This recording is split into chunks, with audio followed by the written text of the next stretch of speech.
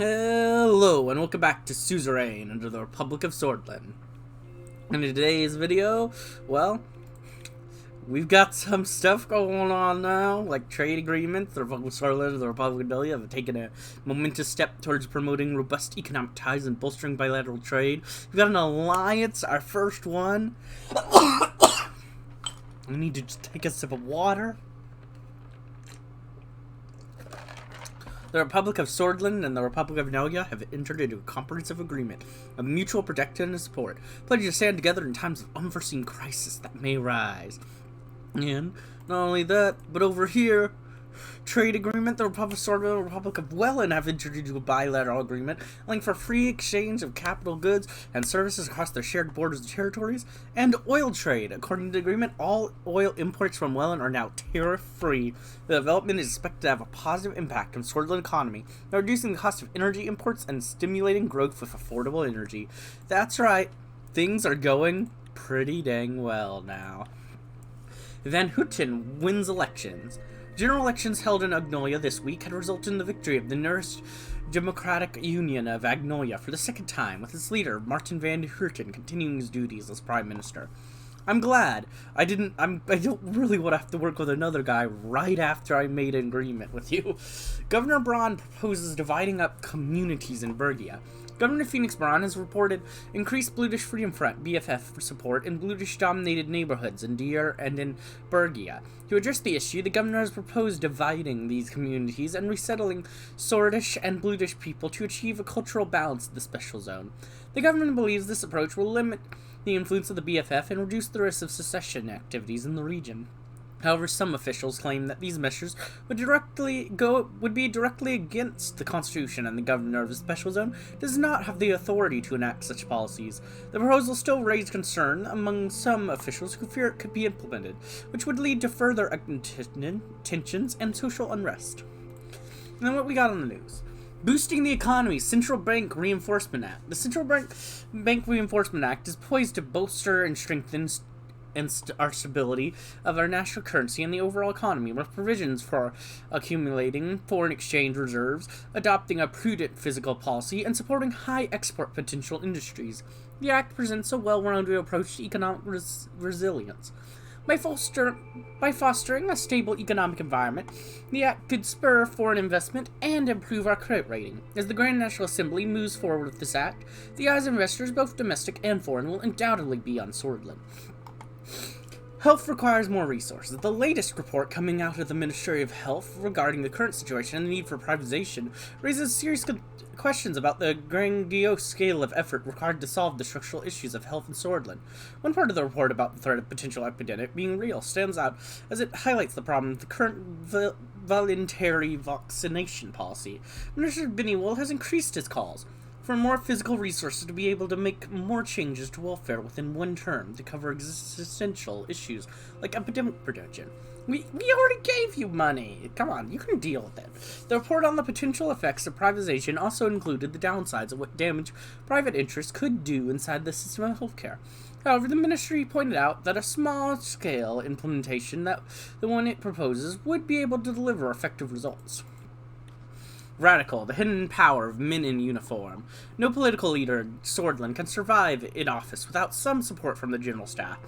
President Artur Whiskey was a leader who learned this lesson the hard way.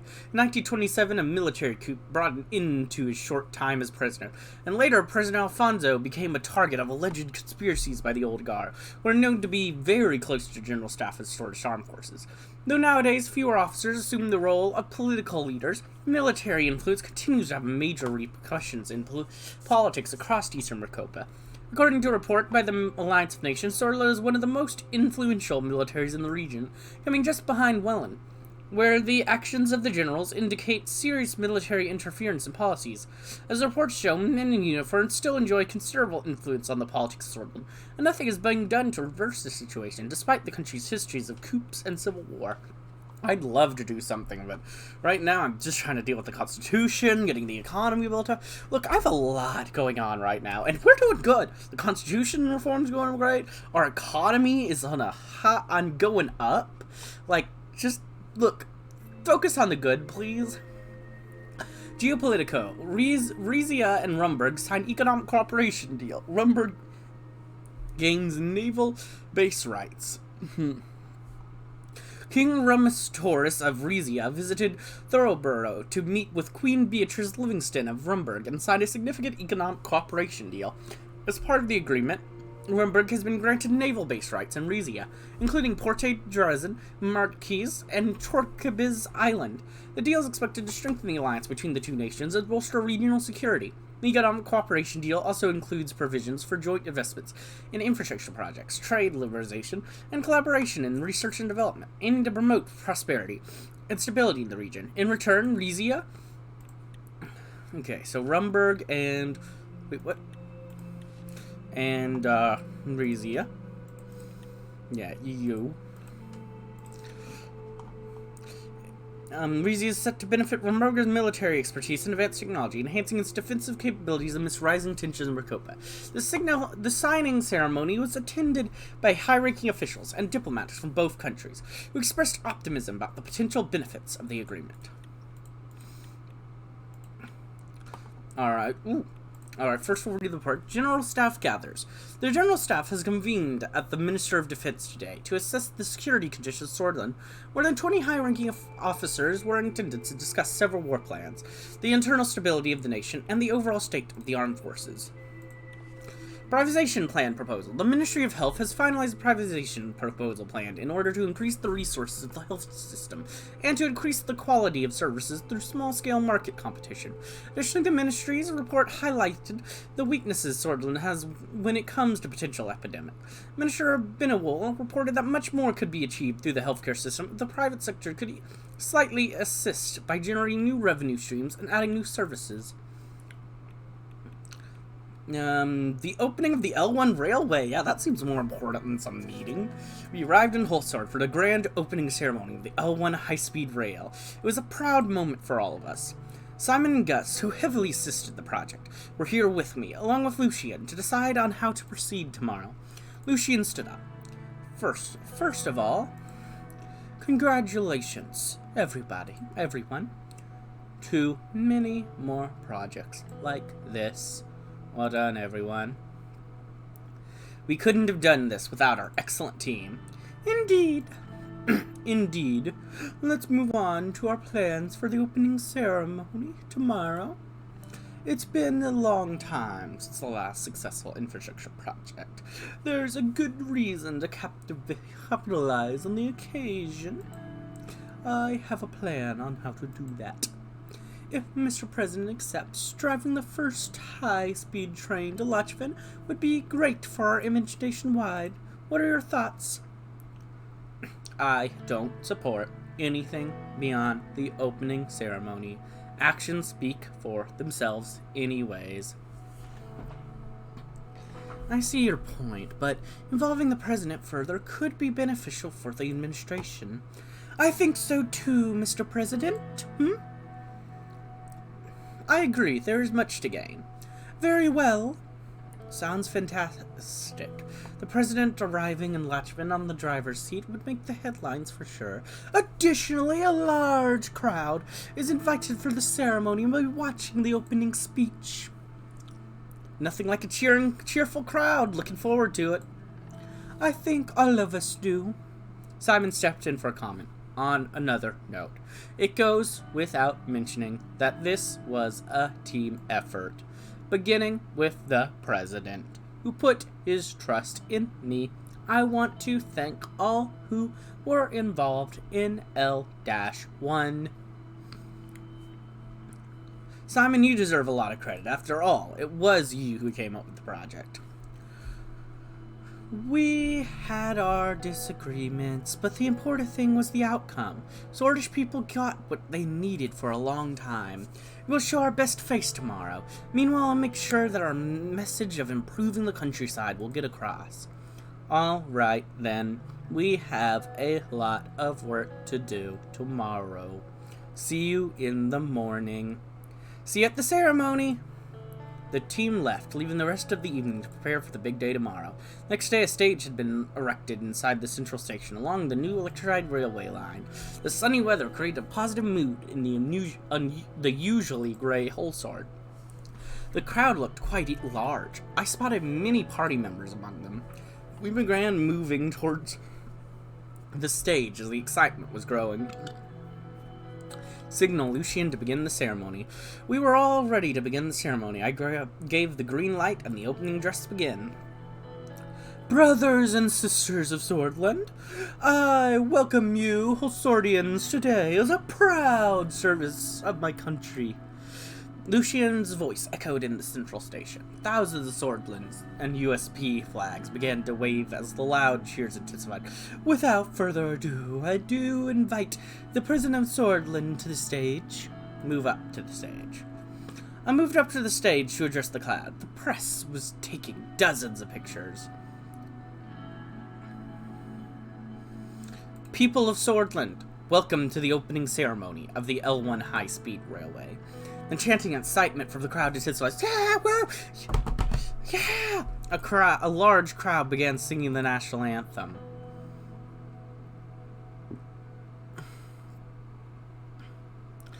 Trust me, our work is far from over. This project is only the beginning of good tidings.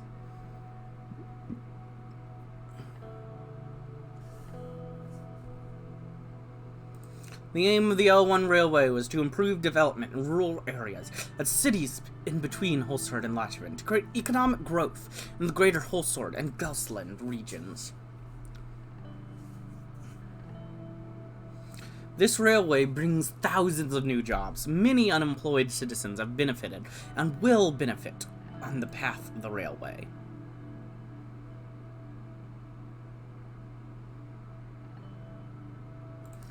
None of this would have been possible without my colleague with sound advice, the minister, Gus Manger. Please come over here.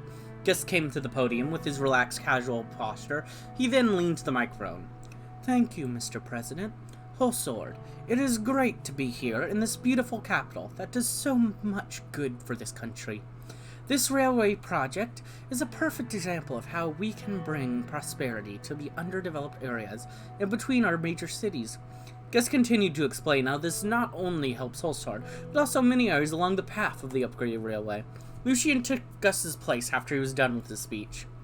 Citizens of Holsard, there you have it. As promised, Anton Rain, the 4th president of Swordland, has delivered. He moved towards the line where the first electric train was waiting. A red ribbon was hanging by the door of the train. Simon gave me a large pair of scissors to commence the opening, while the crowd was watching. I cut the ribbon, which led to a large wave of cheering from the crowd. Many flashes went off at the same time. Congratulations to all. It was a solid and fruitful effort, hopefully with much more to come. It's a good moment indeed. We have helped so many in the countryside. This train is prepared and ready. The journey to Lachlan should take about 4 hours, and the rest of us will be in the carriage with you. I emptied the cab and took a seat with the assistant beside me. The crowd was trying to catch a glimpse of me sitting as the driver of the train. Who do you want to travel with in the cab, Mr. President? Lucian, you would be my president. Thank you, Mr. President. It will be a good journey. We can talk about the reforms on the way as well. As we began driving the train onto the central station, the media took photos of me and Lucian, who kept his usual cool. The new train was in pristine condition, and the electric engine made much faster acceleration possible while providing minimal noise and maximum comfort. After the relaxing 4-hour drive to Lachlan, we were welcomed by celebratory citizens at Lachlan Station. The railway officially opened to the public as soon as we arrived, and thousands began utilizing it. Today, Grand L1 opening. Open the L1 railway without complication. Woo! Yeah, because the first time I played through, I did the L1 railway and had complications, and the second playthrough, I did the other railway. And then, I think just by saying in the description I've done 3 playthroughs, I think I've actually only done 2 playthroughs. This is my third. Whatever. No one cares. No one reads descriptions anyways. Today was a great victory for the administration. Yeah, victory! L1 high-speed rail. The L1 high-speed rail represents a significant milestone in transportation infrastructure, being the first electric train line in the country. This modern and efficient rail system connects the cities of Holsword and Lochman, enabling faster and more convenient commuting options for citizens and enhancing the connectivity between these key urban centers. Average transportation links. The government's recent investment in infrastructure has had a positive effect on transportation network connections, which has slightly recovered. However, there is still need for additional investments and to further restore the transportation network and support sustainable economic growth. What we got on the news? President Rain opens L1 Railway. With a grand ceremony, President Rain has declared the L1 Railway open with his aides by his side and executives of Underhall Construction. After the ribbon cutting, he's delivered a heartfelt speech and brought attention to the capabilities of the administration. Following his speech, President Rain has driven a train on the new railway for the first time. The L1 Railway is expected to boost the production in between the largest cities in Swordsland, and has been happily welcomed by the citizens. Another victory for Underhall. Underhall Construction once again proved their worth with the opening of the L1 Railway. The government-contracted mega-project aims to bring the much-needed logistics improvements between the two highest-output cities in Swordsland, Lochman and Holsword. On the opening day, President Rain personally drove a train for the first time ever, after a speech highlighting the opportunities this new logistics overhaul will bring. Woo! Increased business and trade. According to reports, the city is experiencing growth in business and trade. The economic growth is expected to bring new investors and opportunities to the city. Woo! Let's go! Requested meeting with eyes off. Whatever. I arrived at the cubic building that housed most of the military command that resided in Holsword. The grey and brutal structure looked daunting. I never liked this building. It always made me feel like I was standing under the concrete foot of a giant, getting ready to crush me. It made me feel small, and I never quite got used to the feeling, even after this many years. At the entrance, I was greeted by Azuf and his military entourage of young officers. Welcome to the Ministry of Defense, Mr. President. Let's go to my office. We walked from corridor to corridor to reach the office. On the way, we were met with high-ranking officers, as well as privates. Every time one of these soldiers saw me, they stopped and saluted me. When we finally arrived at Izov's office, his entourage saluted us and left. He closed the door and took a seat. Where's Vulcan? He usually partakes in all military meetings. Vulcan is busy at the moment, overseeing the defense strategies against Rimburg. He leaned back and interlocked his hands. The situation for Rimburg is getting worse, and our lack of funding in the military means that we would fight for survival in a war scenario. What are the options in improving the situation? We are making all the necessary preparations, but any substantial military support from other nations would be a welcome deterrent against Rimburg. The recent military partnership we have signed with Agnolia includes a mutual defense clause. In case of conflict, we will be obligated to come to each other's aid. In case of Rimburg invasion, they will come for help. Do you think their support would be enough to hold the line? I don't think so. Mr. President, we need stronger allies. Sure, Agnolia is better than nothing, but we must look further. Let's see where Vagslins are options, in my opinion. Advice noted. I will bring it up to David. Any deterrence should force them to think twice. As a result of the recent deal with Relin, we have started reinforcing the border. Forward scouts have been deployed, and we have started moving our divisions. Rest assured, we are ready for anything that will come from the other side of the border. We will be providing our reports to you. I don't think we'll have any problems, but stay alert. We don't know what we are dealing with yet. We are always ready for any situation, Mr. President. Let's move on to our main topic. The mandatory conscription law has become a matter of discussion, and we need to strike a decision whether to keep it or remove it. The maximum on the conscription gives us a large reservist pool. We can cover a larger front line, but these troops lack the morale and quality to be offensive elements. My argument would be to remove conscription if our military could stand on its 2 feet without them. If we are going to have strong allies, why do we need conscription? A strong knock on the door was heard, and the Chief of Armed Forces, Vulcan Kruger, walked in quickly with a crown. What is the meaning of this, Izoth? Why haven't I been invited? What is going on here? You are under overstepping and interrupting a personal meeting between me and the President. Vulcan deliberated this situation. I see what's going on in here. I mean no disrespect, but I am leading the ground operation. I must be informed of any strategic changes. Vulcan has a point. The military needs to be on the same page on any changes. Thank you, Mr. President. We are talking about our national defense, which must be consulted among all staff. To clarify, we would have brought this subject up with the General Staff and you. The matter's rather simple from my point of view. We kept to our traditional army doctrine. It is not devoid of disadvantages. However, at the end of the day, Rumberg has a larger army, air force, and navy. Our conscripts will fill the much-needed weakness we have.